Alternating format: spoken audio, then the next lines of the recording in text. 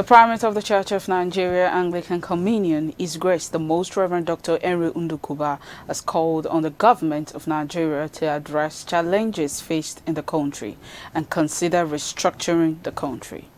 He made the call while presenting his presidential address at the second edition of the Church of Nigeria Standing Committee meeting held at St. Andrew's Basilica, Hillview, Trans-Ikulu, Diocese of Nike, Province of Enugu, with the theme, The Lord That Heals, Perfect Healing of the People and Nation, taken from Exodus 15:24-26, Mark 2:5-12. Nation Nigeria, as you all know, is beset by a number of nagging issues. On 1st August 2024, Nigerians in their thousands took to the streets across several states to protest hunger in the land. This was a clear indication that the people are tired of constant but failed promises by government to stem the rising cost of living, which has imposed severe hardship on most households in our country. Furthermore, the often amplified calls for understanding and sacrifice by those in authority, while their lifestyle actions display of affluence and luxury in the midst of scarcity, does not help the matters.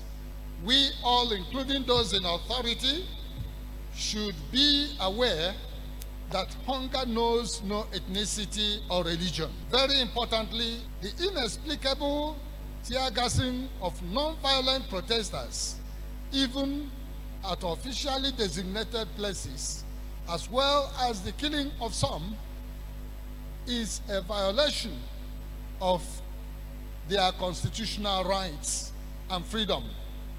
We commiserate with the families who lost their dear ones.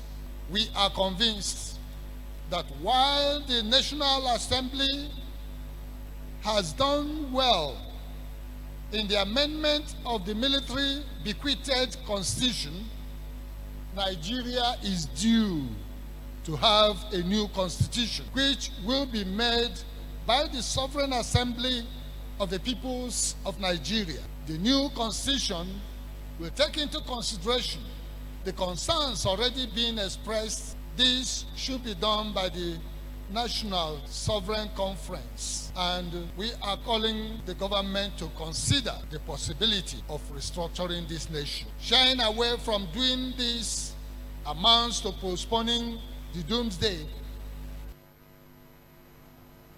Primate Ndukuba also said the church condemned the waving of the Russian flag in recent protests in Nigeria and called on the government to fully investigate the matter and deal accordingly with the perpetrators of the act. The Primate also applauded President Bola Tinubu for condemning the rise in xenophobic tendencies in the country and called for more action to be taken against such acts. The church frowns at the hoisting of the Russian flags in parts of this country by some protesters. This is unacceptable.